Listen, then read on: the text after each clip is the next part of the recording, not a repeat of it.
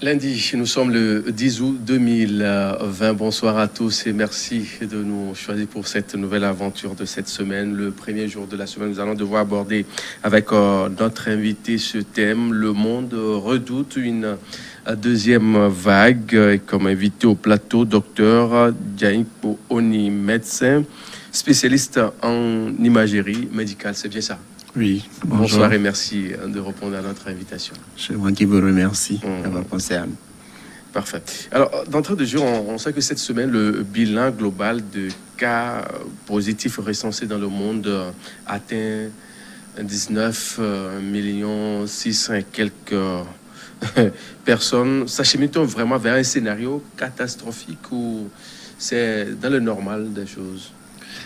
Je vous remercie. On constate de plus en plus de cas dans le monde entier qui sont liés au foyer de contamination et qui fait que le virus que nous avions pensé avoir combattu et même avoir chassé refait surface et recommence par faire peur.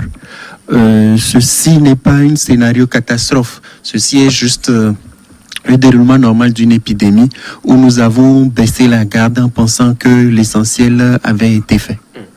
Alors, on dénombre plus de 727 victimes, soit 42 000 décès de plus par rapport à la semaine précédente. Pourquoi la maladie progresse toujours alors que les moyens de prévention sont bien connus quand on sait qu'il faut garder la distance, il faut faire ci, il faut faire ça, mais pourtant ça progresse. Oui, le réel problème n'est pas de connaître les mesures de distanciation comme nous l'avons si bien martelé depuis presque 6 mois actuellement. Les gestes barrières et les mesures d'hygiène que tout le monde connaît aujourd'hui. Notre réel problème, c'est de constater que presque personne ne porte beaucoup d'attention à ces mesures. Il y a très peu de personnes qui respectent la distanciation physique. Il y a certains qui ont les masques, mais qui les portent au menton ou bien qui ne le portent pas du tout. Oui. Et puis, le lavage des mains n'est pas systématique, surtout quand nous rentrons à la maison après le service. Les gens oublient que le coronavirus peut se retrouver dans leur propre maison, dans leur propre famille. Donc, on se dit que ce que nous avons toujours fait, nous ne pouvons pas continuer par le faire par phénomène de lassitude. Mais ce qu'on oublie, c'est que le virus, lui, continue son expansion. Et c'est ce qui fait que, jusqu'à présent, les cas sont en train d'augmenter. Remarquez que les bars sont bondés, toujours très pleins. Et comme on nous le dit, on ne peut pas porter les masques et boire. Mais les gens en ces lieux ne respectent presque rien. Et ce sont vraiment des lieux où le virus peut nous surprendre sans que nous ne le sachions. Alors, quand on sait qu'il faut avoir comme l'arme la plus efficace aujourd'hui les mesures barrières, pourtant, vous l'avez souligné qu'il y a pas mal de gens qui aujourd'hui négligent en fait. C'est un peu ça, hein? Néglige le respect strict de ces mesures barrières. C'est ça qui amène à ce point de chute-là? Oui, c'est ce que nous avons remarqué. Si vous voyez tous les foyers de contamination qui ont été découverts au Togo, à peu près une dizaine, on a remarqué que c'est des personnes qui étaient très proches et qui n'ont pas respecté les mesures barrières. On a eu les cas dans les écoles, on a eu les cas dans des services médicaux, on a eu des cas dans des services professionnels où les gens d'un même bureau, parce que l'un l'a amené, ça s'est étendu à tout le monde et on a dû soit fermer, soit reconfiner. Donc, si la même chose se passe dans les bars où nous nous retrouvons à 50, à 100, vous imaginez ce que chacun prend pour rentrer dans sa maison, dans sa famille. Donc, on sera encore obligé peut-être de boucler certains quartiers ou de refermer certains lieux. Heureusement que nous pensions qu'actuellement, nous devions être en train de lever ces mesures pour que la vie reprenne son cours normal. Quand on sait que le virus, la maladie à coronavirus, bien sûr, est pratiquement à la phase endémique, on ne peut pas quand même vivre en vase clos. On ne demande pas de vivre en vase clos, mais on nous demande de vivre presque normalement, mais en respectant les mesures barrières. Si chacun pouvait respecter le port de masque comme il se doit, respecter la distanciation physique ou encore aller simplement au lavage systématique des mains à chaque fois qu'il change de lieu, qu'il change de zone, je crois que nous ne serions pas là. C'est parce que ces mesures ne sont pas respectées, ne sont pas appliquées comme il se doit, que nous voyons encore des résurgences. Avant, on n'avait presque pas 10 cas par jour. Mais depuis le début du mois de juillet, presque tous les jours, on dépasse les 10 cas. Ça veut dire qu'il y a quelque chose qui n'est pas respecté. Ça veut dire que quelque chose n'est pas bien fait au niveau de la population. On sait qu'aujourd'hui que vous nous demandez à chaque instant d'apprendre à vivre avec la maladie. Ce qui veut dire que les mouvements régionaux, ceux qui peut-être sont à Nero, vont vouloir rentrer à Lomé, peut-être Palimé, peut-être le nord du pays. Mais ça peut aussi être une voie de contamination, les déplacements. Oui, nous sommes d'accord. Les déplacements sont une voie de contamination. Et pour limiter cette contamination, on a demandé que le nombre de personnes par moyen de transport soit limité et que tout le monde porte le masque. En plus, avant de partir et à l'arrivée, le lavage des mains devra être systématique. Peut-être même dans les lieux de transport, chacun devrait avoir une solution hydroalcoolique ou un gel pour pouvoir se frictionner les mains au cas où il serait amené à toucher des personnes ou des surfaces inertes. Mais tout ceci ne se fait pas parce que chacun se dit que c'est trop de mesures et que peut-être qu'on ne voit pas assez de malades, on ne voit pas assez de morts pour nous dire que la maladie est aussi dangereuse chez nous que ce que nous avions appris dans les pays européens. Alors, on sait aujourd'hui que le monde médical redoute bien sûr de plus en plus une deuxième vague de cette pandémie. Est-ce que vraiment cette thèse est plausible quand même, ou bon, c'est une façon de voir les choses comme... Bon, dans chaque épidémie, il faut redouter la seconde phase. Ça va de soi. Mais ce que nous devons savoir, c'est que nous n'avons même pas encore passé la première phase au Togo. On n'a pas encore passé la première phase. On a eu les cas importés, ceux qui sont rentrés avec les avions. Oui. Après, on est passé en transmission locale, ceux qui ont pris chez ceux qui sont rentrés par les avions. Les cas communautaires. Et là, on est dans les cas communautaires. Ça veut dire que chacun pourra avoir le virus. Et surtout, comme il y a plus de personnes asymptomatiques que de personnes qui font la maladie, on ne sait pas qui est contaminé et qui ne l'est pas. C'est ce que je dis. Donc, c'est ces personnes-là qui transmettent le plus de virus. Et les gens le prennent sans le savoir. Nous avons passé 5 mois avant d'atteindre 1000 cas, mais en 2-3 jours, nous sommes déjà à 1060 cas. Donc, imaginez, si en 2 jours, on peut avoir 60 cas, tout ce que nous avons fait comme il faut pendant les 5 mois risque d'être anéanti. Donc, passons d'abord à la première phase avant d'avoir peur de la seconde phase. Et la fin de cette première phase-là peut être envisagée jusqu'à quand ? C'est difficile à dire. On est déjà dans la deuxième phase quand nous prenons certains pays dans l'Europe. En Europe, en Chine les gens ont passé la première phase où le risque de contamination a totalement diminué. Ça s'est même arrêté en Chine avant qu'on ait eu d'autres cas dans certains foyers et ils ont été amenés à circonscrire ces foyers.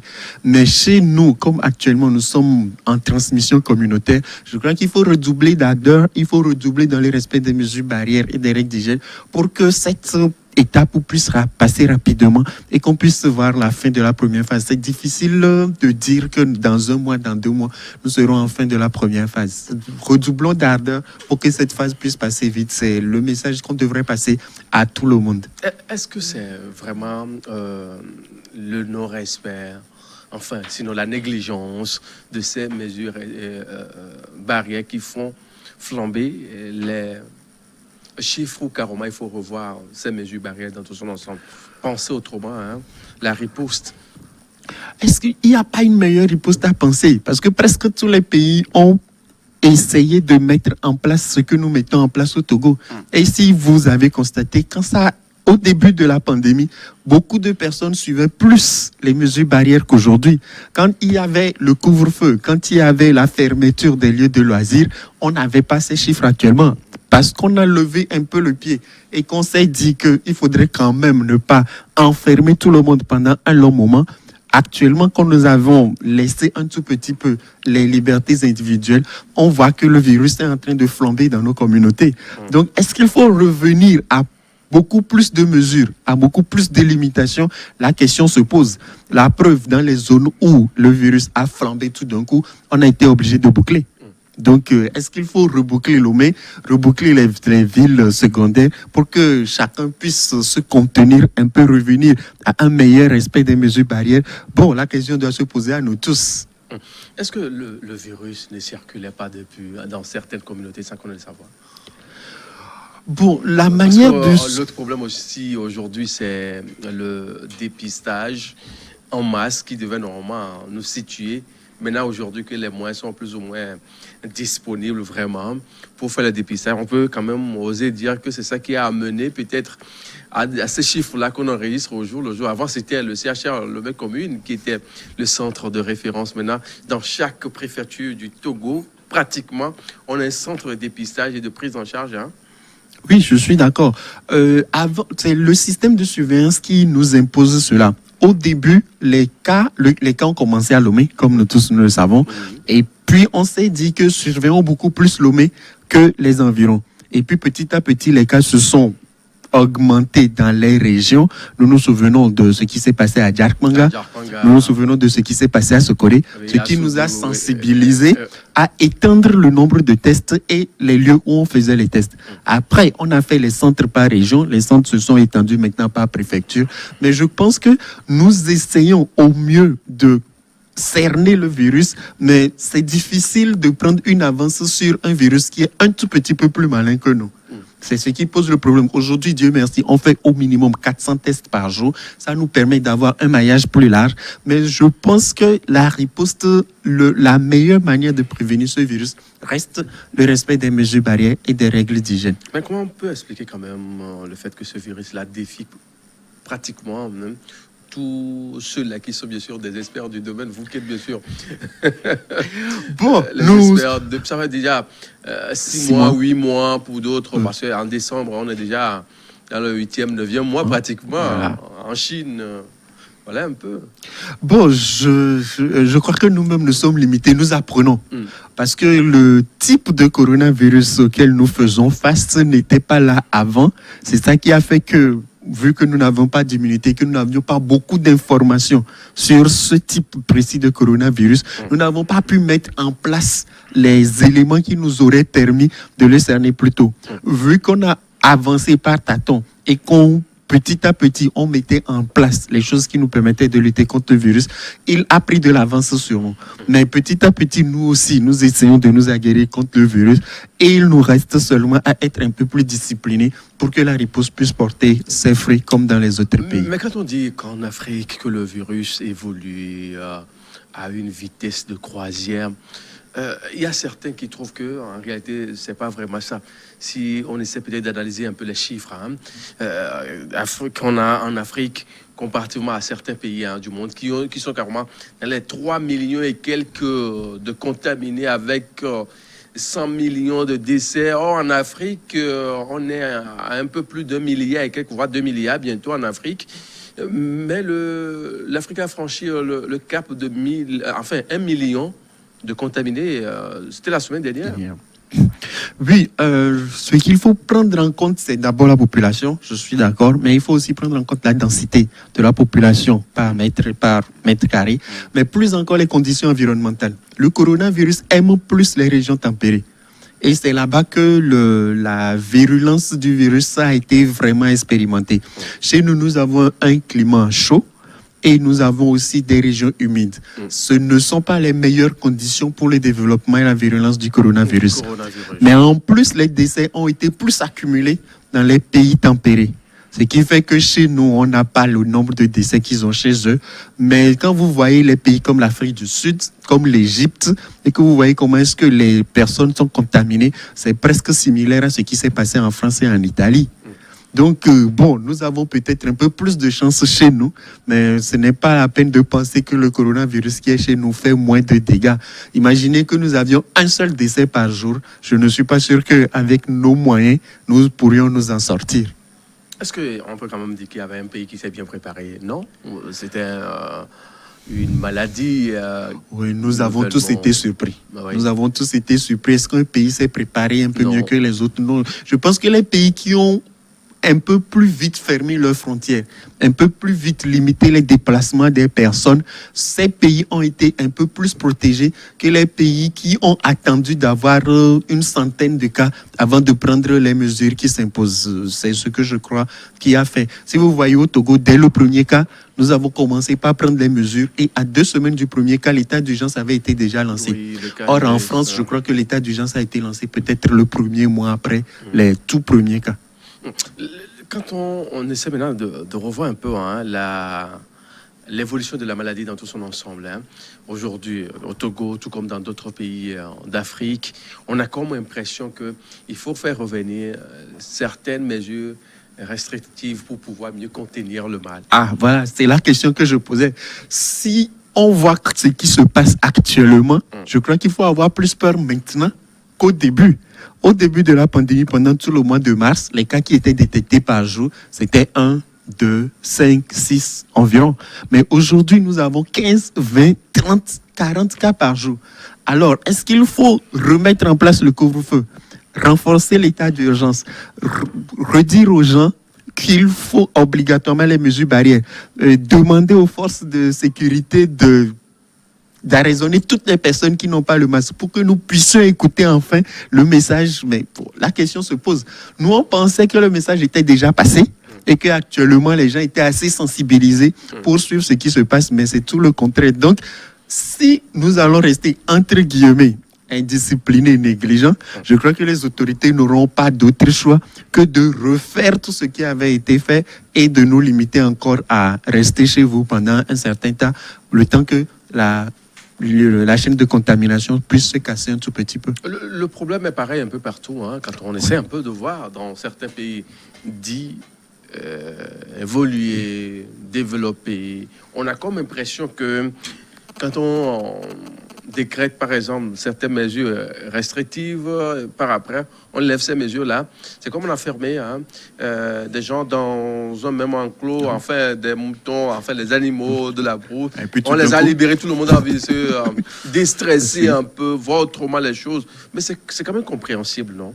Oui, on comprend tout à fait. Ça a été déjà difficile de nous faire garder à la maison. Le couvre-feu à 19h puis à 20h, c'était vraiment un casse-tête chinois.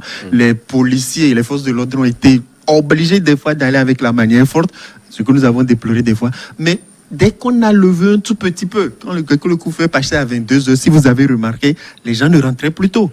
Les routes étaient bondées, même peut-être jusqu'à la limite de 22h. Le nombre d'accidents de la circulation a augmenté parce que les gens attendaient la dernière minute pour rentrer. Mais aujourd'hui, si vous avez remarqué, l'Espagne a été obligée de reconfiner. La France a été obligée de reboucler certains lieux, obligée d'interdire certaines plages parce qu'on y voyait trop de monde. Si nous sommes obligés, nous serons obligés d'y revenir. Mais est-ce que c'est la meilleure des choses aujourd'hui? Est-ce que nous-mêmes, nous ne pouvons pas prendre des mesures pour qu'on se dise que nous-mêmes, on se responsabilise pour lutter contre le coronavirus individuellement, que de pousser l'autorité à reboucler les villes? Je vous ai dit qu'il y a déjà certaines zones qui ont été bouclées au Togo. Oui, à l'intérieur du pays. Oui, à l'intérieur du pays. Mais est-ce qu'il faut boucler les villes, boucler les régions, boucler le Togo? Imaginez que les frontières terrestres ne sont pas encore ouvertes jusqu'à maintenant, mais on voit qu'il y a déjà un regain des chiffres. Regain des chiffres dans la sous-région ouest africaine, on sait quand même que l'espace CEDEAO et UEMOA sont partagés par certains pays qui ont une forte densité humaine. Nous prenons le Nigeria, nous prenons nos voisins de l'Ouest, le Ghana. Ils ont des chiffres qui donnent mal à la tête. Est-ce qu'on n'est pas tenté de dire que le pire est encore vraiment devant, comme l'OMS a un temps souligné? Vraiment, nous-mêmes, nous redoutons. Imaginez que nous avions un chiffre au hasard, 2000 personnes qui passent par la frontière d'Aflaou quand ce sera ouvert. Sur les 2000, vu que le Ghana caracole avec ces chiffres, combien sont porteurs du virus? Je vous ai donné l'exemple de Djarkmanga. Il a fallu que 20 personnes traversent la frontière à Djarkmanga et nous nous sommes retrouvés avec une dizaine de cas positifs à Djarkmanga en moins d'une semaine. Si la même chose se passe à Aflaou, à Hila-Kondi, avec les gens qui vont venir du Ghana, avec les gens qui vont venir du Nigeria, n'oublions pas que les gens vont venir de la Côte d'Ivoire, les gens vont venir du Mali, du Burkina. Bon, avec quoi nous allons nous retrouver sous peu? Peut-être que nous allons nous retrouver en une semaine avec 1000 cas. Est-ce qu'on a les moyens de faire face à autant de personnes contaminées en même temps? Et si nous avons 1000 cas de personnes contaminées en une semaine, imaginez ce que ces personnes vont faire au reste de la population. Ça veut dire qu'en moins d'un mois, nous sommes tentés d'avoir 5000 cas positifs. Je ne sais pas si on a les moyens, les équipements nécessaires, les ressources humaines, les finances pour pouvoir faire face à tout ce monde. Il faut faire le test à tout ce monde. Au cas où ils sont positifs, il faut les interner, il faut les soigner, il faut les suivre, leur faire le bilan. Vous voyez à peu près le travail qu'il y a. Bon, est-ce que c'est le pire? Tout ce qu'il faut dire, c'est vaut mieux prévenir que guérir. C'est ce qui est le constat essentiel. est là aujourd'hui et se dégage d'une façon très simple. On sait que les chiffres augmentent au jour le jour et l'Afrique continue toujours pas à enregistrer des cas de contaminés tous les jours. Mais le choix d'ouverture des frontières semble être compréhensible quand même.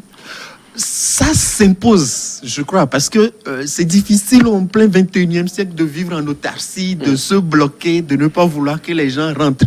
On a fermé les frontières, mais entre guillemets, vous savez que si quelqu'un veut rentrer au Togo, la personne rentre. Voilà. Vaut mieux faire une ouverture officielle avec des moyens et des directives claires qui nous permettent de cerner ceux qui sont positifs de ceux qui ne le sont pas, que de laisser le pays à la merci de ceux qui passent à gauche et à droite, mais qui viennent contaminer les gens à l'intérieur.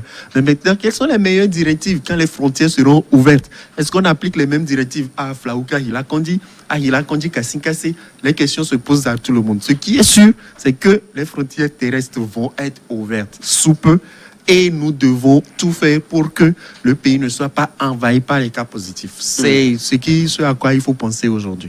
La sensibilisation, à la base, ça doit être revu aussi. Ça doit être renforcé. Je crois que les autorités font quelque chose, les journalistes font aussi quelque chose, il faut qu'on vous remercie, mais il faut que chacun y mette du sien. Il faut que chacun rappelle les mesures barrières et les règles d'hygiène. Il faut que chacun s'applique ces mesures. Il faut que chacun arrive à ne pas recourir à ce qui peut le mettre en danger personnellement et mettre en danger sa famille. Il faut obligatoirement que nous tous nous mettons la main à la pâte, parce que peut-être qu'on ne le dit pas assez, mais on commence par approcher une zone de danger que nous ne cernons pas. Zone de danger, en Afrique, on sait aujourd'hui qu'il y a l'Afrique du Sud, le Nigeria, l'Égypte, 3 pays, tristement, qui ont des chiffres très, très élevés. Et on se demande, justement, qu'est-ce qui a joué en leur défaveur? Bon, c'est comme je l'ai dit, ils n'ont pas fermé leur pays très tôt. Déjà, et en plus, je crois que les mesures qu'ils ont mises en place n'ont pas été beaucoup suivies. L'Afrique du Sud a opté pour le confinement, mais dès qu'on a voulu confiner, les personnes se sont déplacées des zones citadines vers les zones rurales. Mais ceux qui se sont déplacés, ils n'ont pas été testés, donc sûrement qu'ils ont pris le virus, qu'ils ont emmené vers les zones rurales. Et maintenant qu'il y a beaucoup de personnes qui sont infectées, c'est très difficile quand beaucoup de personnes sont infectées de contrôler tout le monde. Donc le virus est passé sans problème dans plus de populations. Et maintenant, de plus en plus, ça s'étend. Hier, c'était la même chose pour les pays dits d'Afrique blanche. Et je crois qu'aujourd'hui, ça nous sert de leçon. Mais bon, nous-mêmes, on n'était pas aussi aguerris au début. Donc, on revient à la même chose. Les gens doivent prendre des précautions, car vaut mieux prévenir que guérir. Vaut mieux prévenir que guérir. À l'heure où nous débattons sur ce plateau, plusieurs recherches sont en cours. On parle bien sûr des tests de vaccins qui sont à l'étape 3 et autres. Là.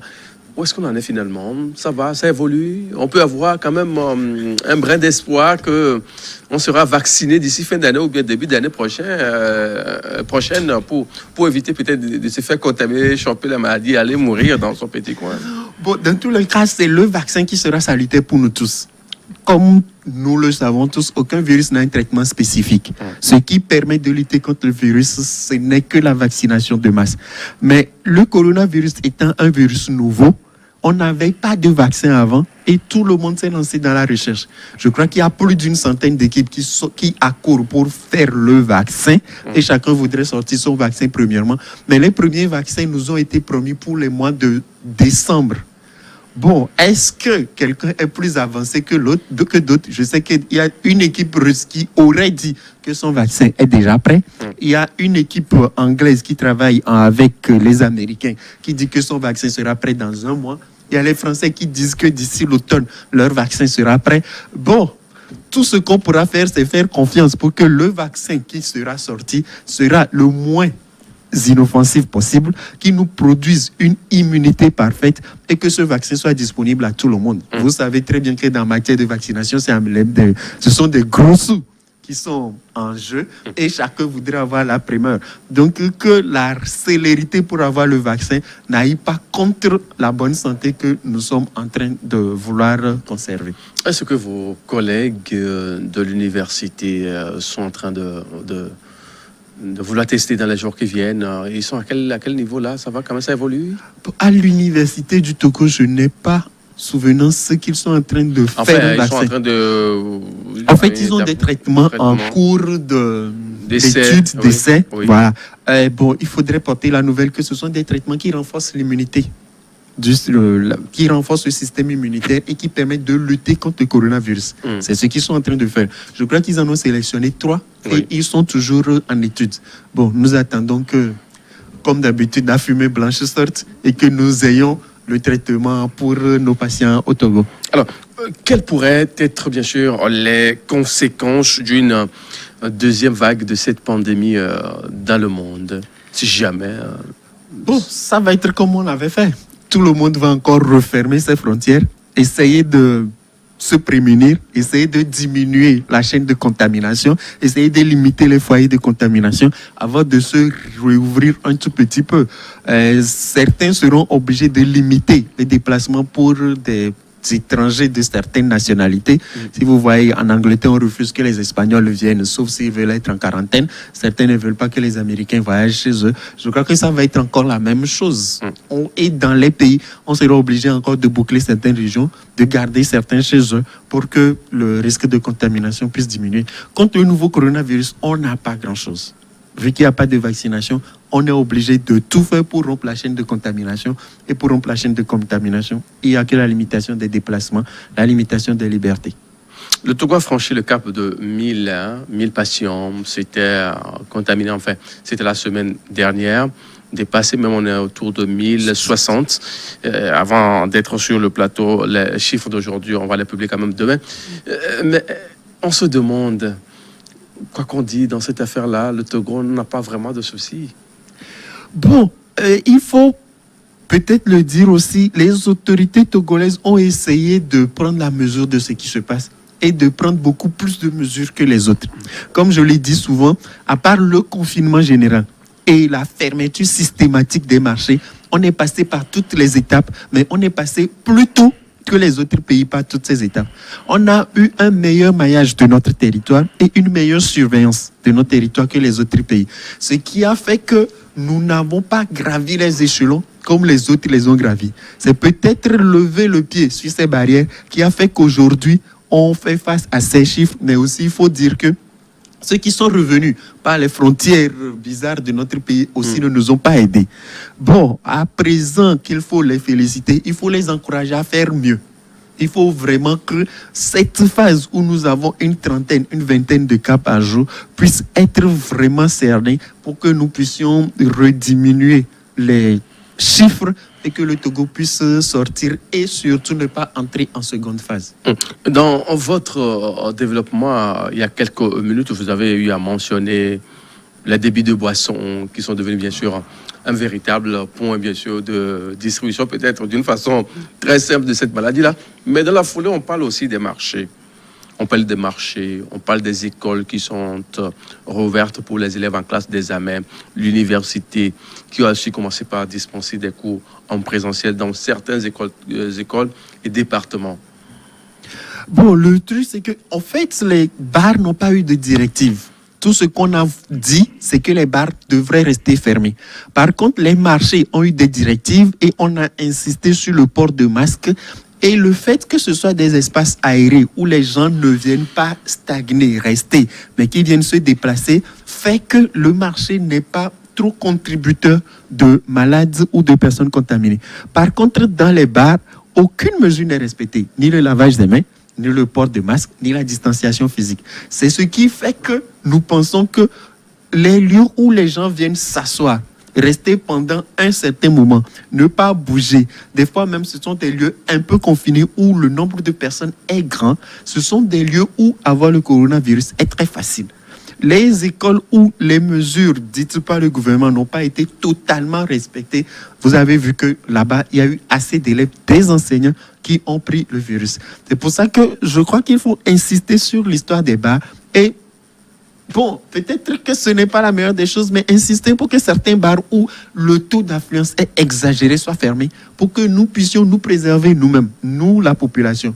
Comme je vous l'ai dit, beaucoup de personnes sont asymptomatiques, donc je peux me promener avec vous et vous ne savez pas si j'ai le virus ou pas, sauf si nous faisons un test.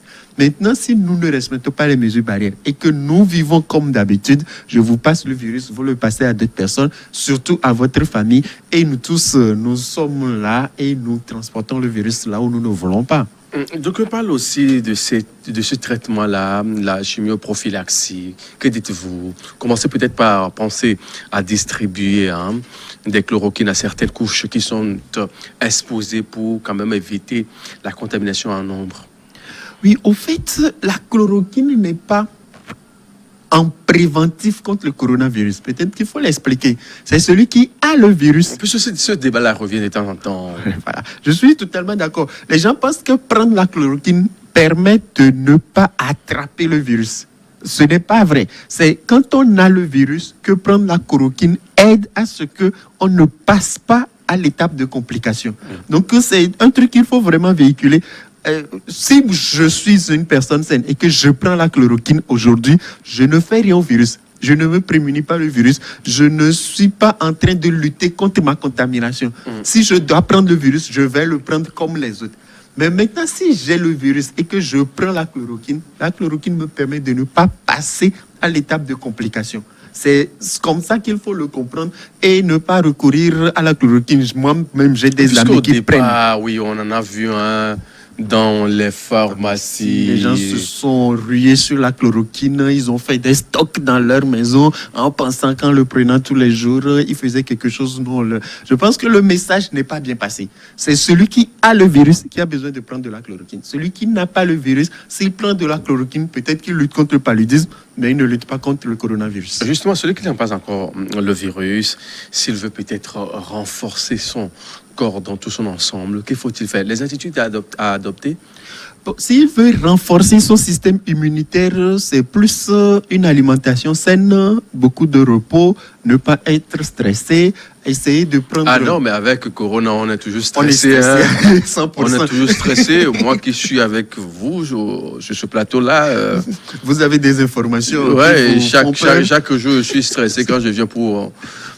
quand même présenter cette émission, je me dis mais... Je suis d'accord, il faut prendre ce qui nous permet de renforcer notre système immunitaire, c'est ça.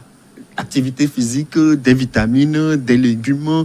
Quel genre de vitamines? Non, toutes sortes de vitamines. Vitamines, multivitamines, vitamine A, vitamine B, vitamine C. C'est tout ça là qui fait que notre corps est prémuni, a beaucoup plus de force pour lutter contre toutes sortes d'infections, pas seulement contre le coronavirus. Maintenant, si parmi ces infections, il y a le coronavirus, on ne dit pas que la personne n'est pas porteur sain. Il est porteur sain, mais il ne passe pas à la phase de maladie, faire les symptômes, il ne passe pas à la phase de complication qui pourrait l'entraîner à la mort. C'est ce qu'on est en train de dire. Donc, renforcer son système immunitaire, c'est bien. Respecter les mesures barrières, c'est mieux. Ne pas avoir le virus, c'est la meilleure des choses. Parfait. On sait aujourd'hui quand même qu'en Afrique, nous disposons de certains légumes qui font bien sûr merveilleusement parler d'elles, mais on a comme l'impression que tout ça là, ça ne fait rien dans cette riposte-là contre cette maladie à coronavirus. Entre-temps, on nous brandissait Moringa qui fait pas mal de choses, mais avec Corona, je me demande, ceux qui nous servent ces différents produits de Moringa là, ils sont passés où? Bon, c'est comme je vous l'ai dit, nous ne pouvons pas être contre toutes les solutions qui nous permettent de renforcer notre système immunitaire. Ce n'est pas la meilleure des manières. Tout le monde sait que celui qui a un bon système immunitaire, même sans le traitement spécifique, peut s'en sortir. Maintenant, si les gens peuvent documenter le moringa et nous dire que le moringa renforce le système immunitaire de cette manière ou de telle autre, nous pouvons le proposer à tout le monde. Si les gens ont des informations sur d'autres plantes, d'autres substances, d'autres feuilles qui peuvent nous permettre de renforcer notre système immunitaire, nous sommes preneurs. Mais jusqu'à présent, c'est comme vous l'avez dit, tout d'un coup, c'est comme si tout le monde s'est évanoui et qu'on ne fait confiance qu'au protocole thérapeutique national, même s'il est validé. Je suppose que d'autres apports, d'autres additifs peuvent nous permettre de mieux lutter, de bien lutter. Mais bon, il faut nous les proposer, que nous les documentions et que, comme je l'ai dit, avoir la santé ne soit pas compromis par ce que nous allons prendre comme médicaments, comme supplémentation. Docteur Aoni, quand vous passez dans la ville, vous regardez un peu ce qui se passe au niveau des gens, que ce soit dans la circulation, dans les marchés et autres là.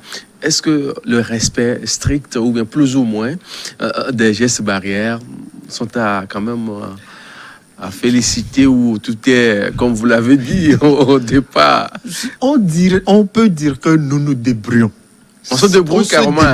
Non, il faut juste remarquer. On nous sait très poli dans la sous-région. Pendant 3 mois, nous avons essayé de faire une étude. Oui. Et nous avons essayé de mesurer simplement la distanciation physique, le port de masque et le lavage des mains. Ce qu'on a remarqué, c'est qu'il n'y a que le lavage des mains qui est suivi par plus d'une personne sur 2. La distanciation physique n'est pas suivie par une personne sur 3. Le port de masque, ce qu'on a remarqué, c'est que les gens ont le masque, mais ils ne le portent pas. Et même s'ils le portent, ils ne le portent pas bien. Le masque devait couvrir et le nez et la bouche. Et on devrait arrêter de manipuler le masque à chaque minute. Mais les gens, ce qu'ils font, c'est qu'ils portent le masque d'abord en protégeant seulement la bouche. Et dès qu'ils ont fait 5-10 minutes, ils tirent le masque sur le menton. Non, mais vous êtes d'accord avec moi sur ce plateau quand on n'est pas habitué à faire quelque chose, c'est un peu délicat. Très délicat. Mais bon, c'est notre société. Et surtout pour un être humain, c'est pas quand même un animal, un mouton. On va mettre la corde au cou, peut-être pour pouvoir le forcer. Je crois que les forces de l'ordre sont allées jusqu'à retirer les motos aux gens pour les forcer à porter. J'ai été quand même témoin d'un fait aujourd'hui, du genre, quelque part dans la ville de Lomé, où ils font quand même du bon boulot. Oui, je crois qu'ils font du bon boulot, mais est-ce qu'on devrait arriver jusque-là pour que nous puissions nous discipliner? Je crois qu'on peut peut-être se dire qu'on n'est pas habitué au port de masque. Peut-être le retirer pendant 5 minutes chaque heure pour pouvoir s'habituer. Mais si c'est à chaque 10 minutes que nous devons retirer le masque, le reporter, et puis ne pas bien le porter, le déposer sur une table que nous ne connaissons pas, le donner à un ami pour qu'il le tienne et puis après le reprendre pour le porter, nous nous exposons. Et sérieusement, nous devons revenir là-dessus. Il y a un autre débat qui s'est fait autour des masques qui demeurent toujours des passoires, pas possible pour distribuer à flot ce virus-là. Donc on parle des masques chirurgicaux qui sont contrefaits et vendus dans les coins et recoins de la capitale qu'à l'intérieur du pays. Et on parle aussi des masques faits main par nos couturiers qui font de petites affaires en ce temps. Que faut-il justement faire par rapport à ça? Faut-il se procurer de ce masque-là que vous avez l'habitude d'appeler N95 ou bien N90 ou quoi là? Bon, le débat sur les masques, le débat se pose tout le temps. Les meilleurs masques, ce sont les masques FFP2 et les masques N95. Mais il faut aussi le dire, ces meilleurs masques ne devraient être dévolus qu'au personnel médical qui est sur le lieu où la contamination est la plus extrême, à savoir les CTE. Après, ces masques, ce sont les masques chirurgicaux qui protègent encore un peu plus. Et voilà, ces masques, on se dit que ça devrait être utilisé en milieu médical, dans les hôpitaux, dans les CMS, et ainsi de suite. Maintenant, comme le masque coûte cher et que le masque n'est pas disponible, on a été amené à accepter toutes sortes de masques en étant d'accord que le masque-là ne protège pas totalement, mais ça réduit tout de même la contamination, pourvu que ça arrive à protéger et le nez et la bouche. Les masques contrefaits, bon, nous sommes dans une société où la contrefaçon est ambiante. On n'arrive pas à cerner d'abord tous les circuits de distribution. Si vous voyez aujourd'hui, le masque se vend au feu rouge, le masque se vend dans la rue. Et le paradoxe, même, ceux-là même qui nous vendent ces masques-là ne portent jamais le masque est un dispositif médical qui normalement ne devrait être vendu qu'en pharmacie, où on a les garanties de savoir où ça a été acheté, comment est-ce que ça a été conservé et comment est-ce que c'est rendu disponible. Le masque que quelqu'un tient dans la main pendant toute une journée, est-ce qu'il a les mêmes propriétés que s'il était empaqueté dans un carton et gardé bien au frais? Toutes ces questions se posent, mais comme on l'a dit, vaut mieux avoir quelque chose qui te protège le nez et la bouche que de ne rien avoir. Ceux qui peuvent se procurer un masque chirurgical, ce serait bien, mais ceux qui n'ont que les masques artisanaux, les masques faits en pagne, on devrait normalement les encourager à garder ce masque et à se protéger le nez et la bouche. Mais il y a un constat qui se dégage aujourd'hui également, hein, quand on voit un peu les modes de sensibilisation, gestes barrières aujourd'hui. Un accent particulier est mis sur le port systématique des masques. Et on a comme impression que les autres mesures semblent être foulées en seconde position. Bon, est-ce que les autres mesures semblent être foulées? Bon, il faut entre la distanciation physique qui n'arrive pas à se faire, le lavage des mains qui est à peu près suivi, nous renforçons le port de masque en nous disant que c'est la barrière ultime pour que le virus puisse passer dans les voies aériennes. Oui. Peut-être que c'est pour ça qu'on insiste un peu plus sur le masque, mais je pense qu'aucune mesure ne devrait être délaissée, parce que la contamination indirecte se fait par les mains. Donc, si vous portez le masque et que vous ne protégez pas vos mains, vous ne lavez pas vos mains régulièrement à l'eau et au savon, le risque reste, même s'il n'est pas entier ou s'il n'est pas aussi grand que si le virus était directement au contact de votre visage. On va vivre tout ça là jusqu'à quand? Nous espérons pas pour longtemps. On ne peut pas aujourd'hui donner une date. Il faut qu'on s'habitue au virus. Mais ce que je dis, pour que le temps puisse être le plus réduit possible, il faut que les gestes barrières et les mesures d'hygiène soient le plus suivis. C'est ce qu'il faut dire. Parfait. Docteur Dianipo Oni, je rappelle bien sûr que vous êtes médecin spécialiste en imagerie médicale. On va devoir jeter un coup d'œil sur les chiffres qui ont été publiés à la date bien sûr du 9 août 2020.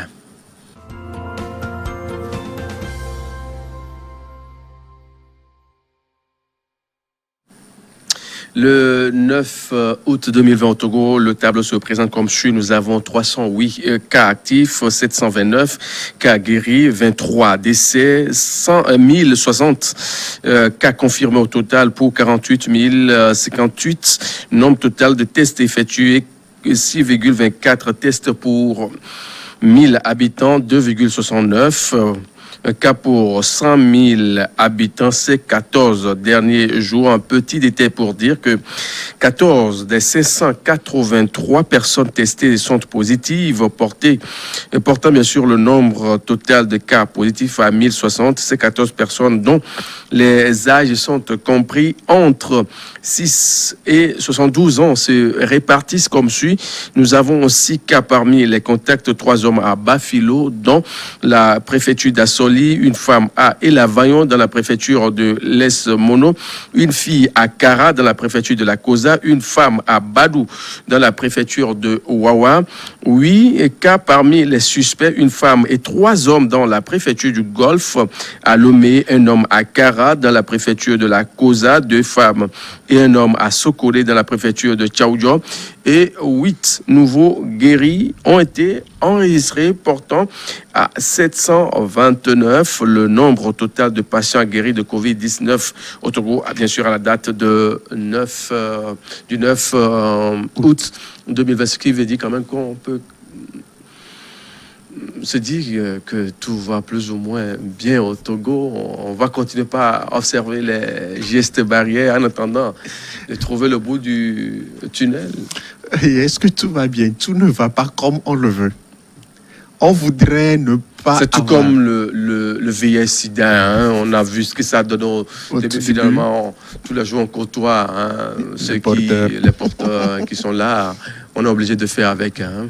Non, je crois qu'il faudrait peut-être se dire qu'il faut arriver à une contamination de maximum 3 à 5 par jour. Je crois que ça devrait être le leitmotiv. Si on ne peut pas avoir 0 cas par jour, qu'on ait le moins de cas possible.